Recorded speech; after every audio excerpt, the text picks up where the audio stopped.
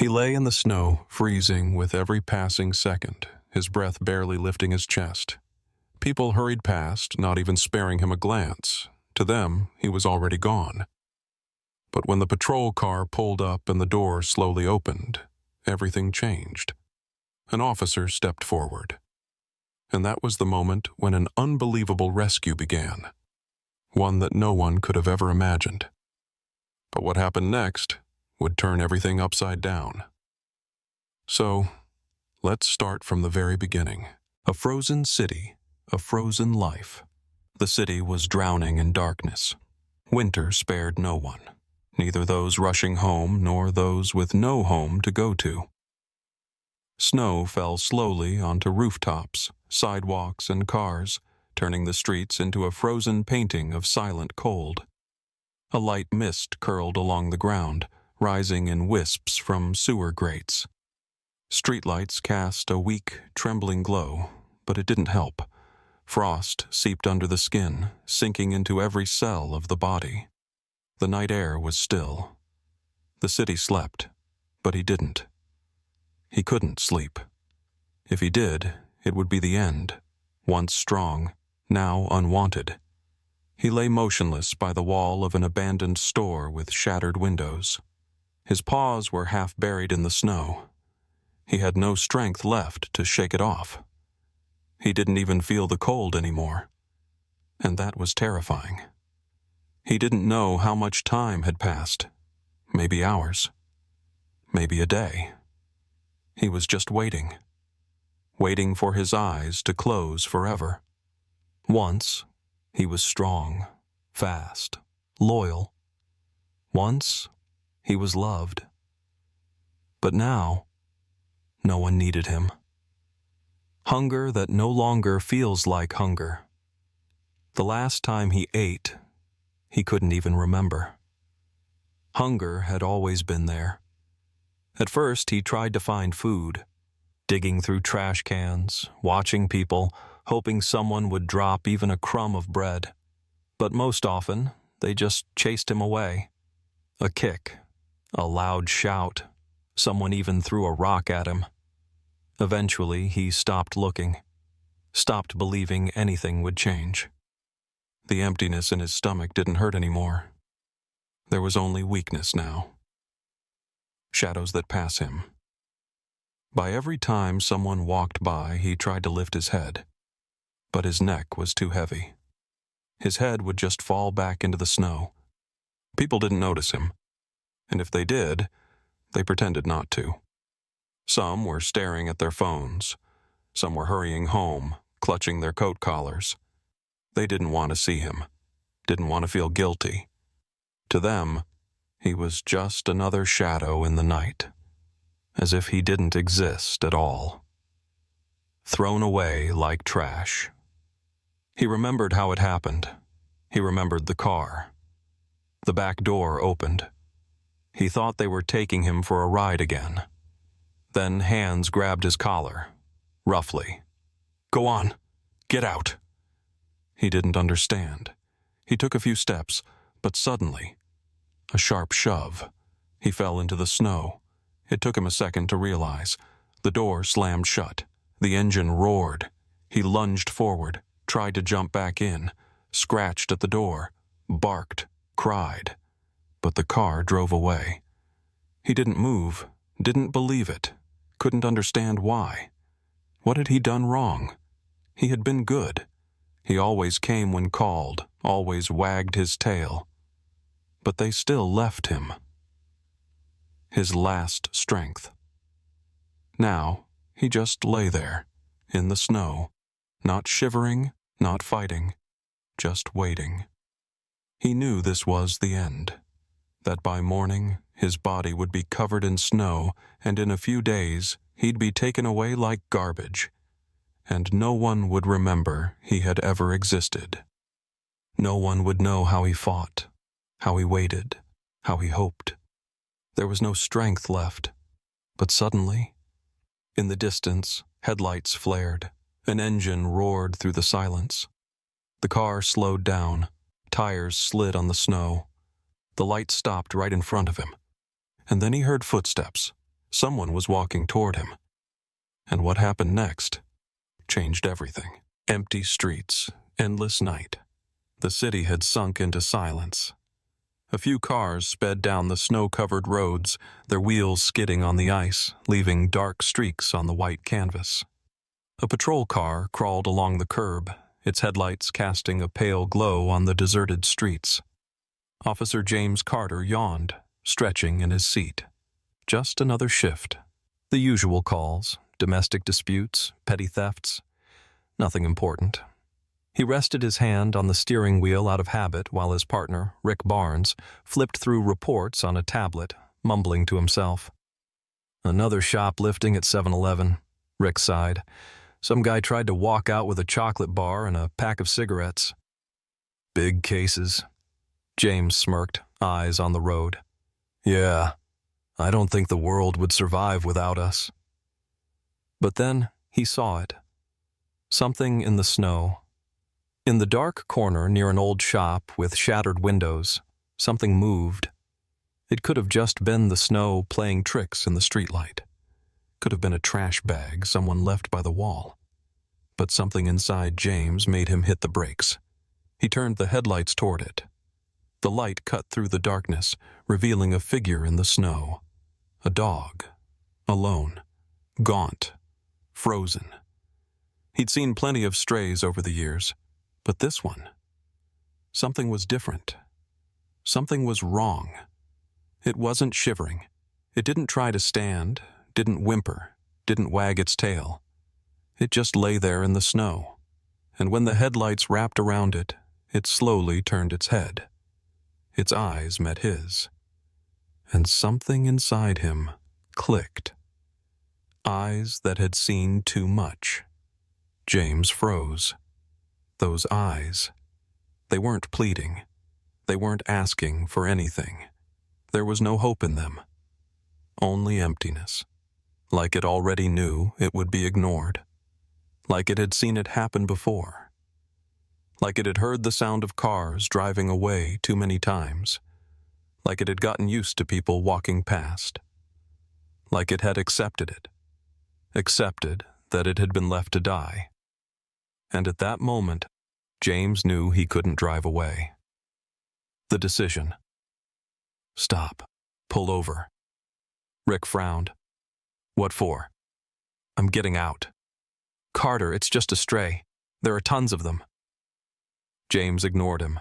He was already opening the door. Cold night. Warm eyes. The wind hit him hard as he stepped out.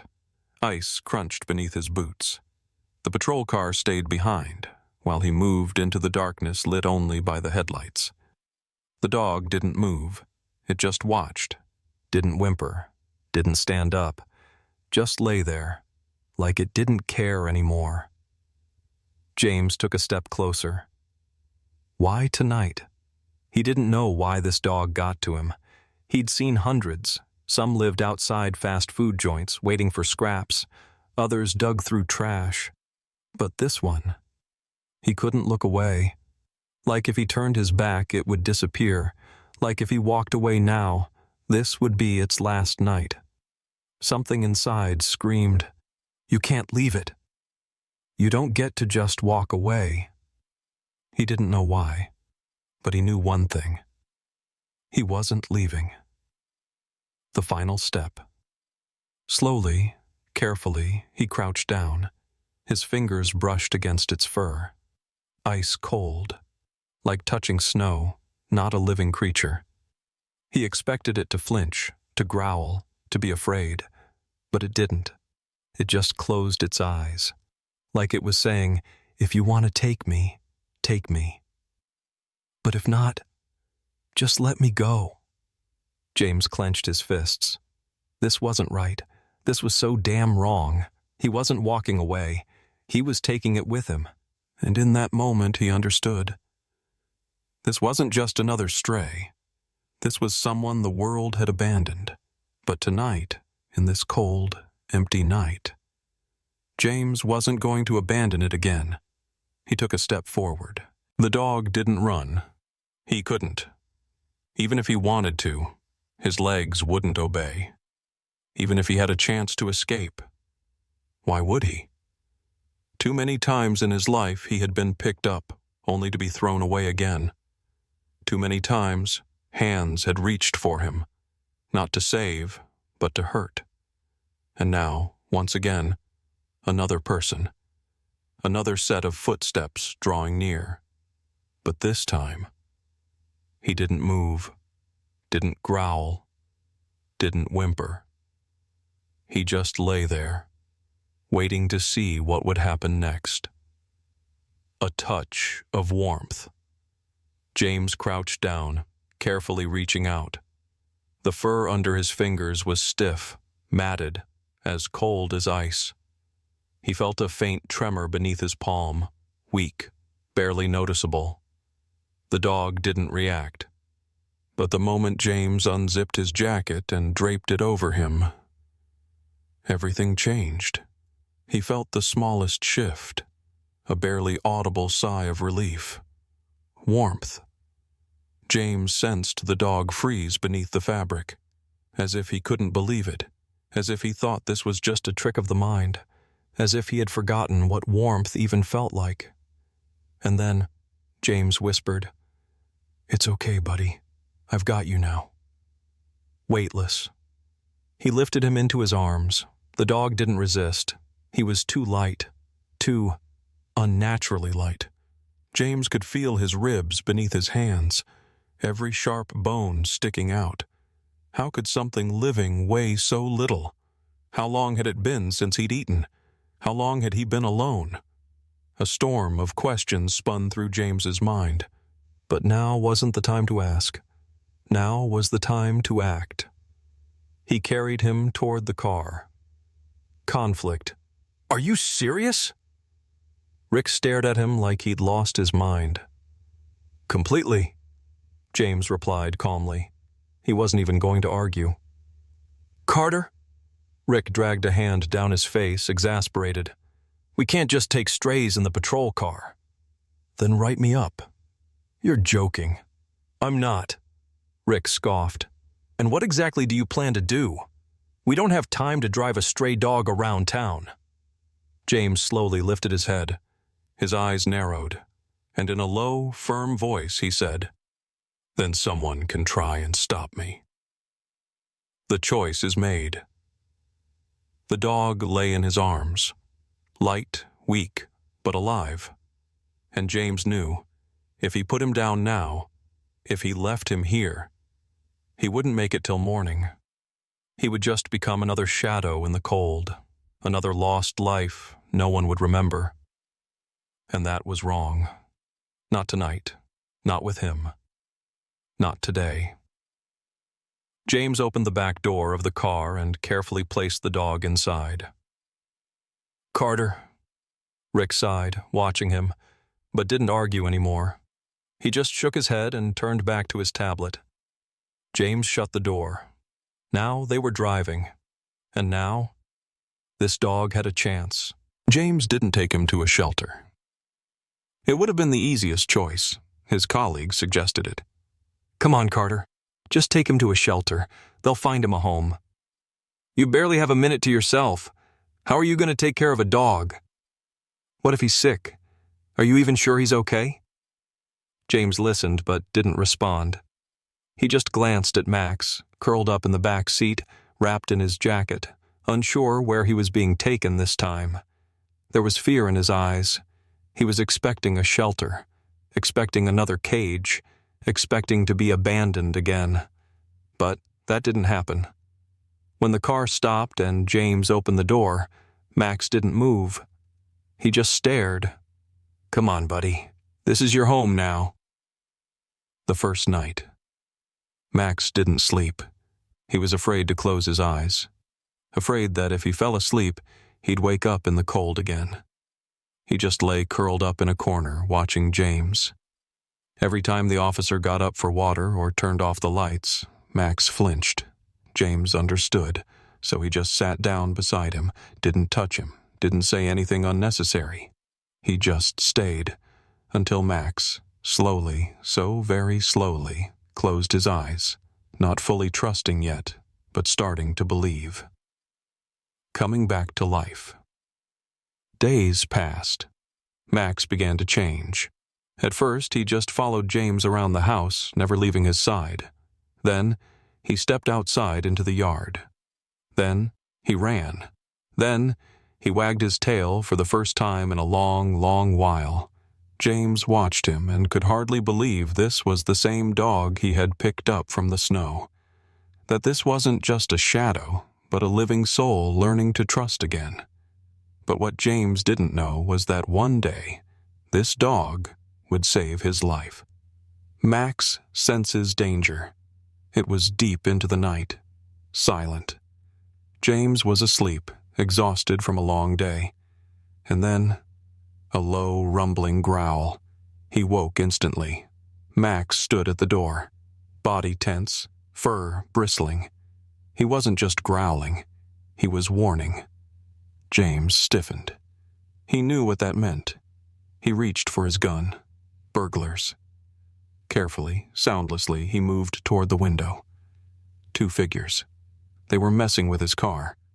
They had no idea they were being watched. James tightened his grip on the gun. But before he could open the door, Max was already moving. The protector. It happened in seconds. The door flew open. The burglars turned. But they didn't have time to react. Max was on them, barking furiously. Teeth, speed, strength. This wasn't the weak, helpless dog lying in the snow. Now he was a protector. Now he was fighting. One of the burglars screamed. The other stumbled back, bolting. They hadn't expected this. They thought this house was an easy target. They were wrong, because now this house had someone to defend it. Some rescues aren't accidents. James dropped to his knees, pulling Max into a tight embrace. "You saved me, buddy." Max didn't pull away. He pressed his nose against James's shoulder, and in that moment, the officer realized, some rescues aren't accidents.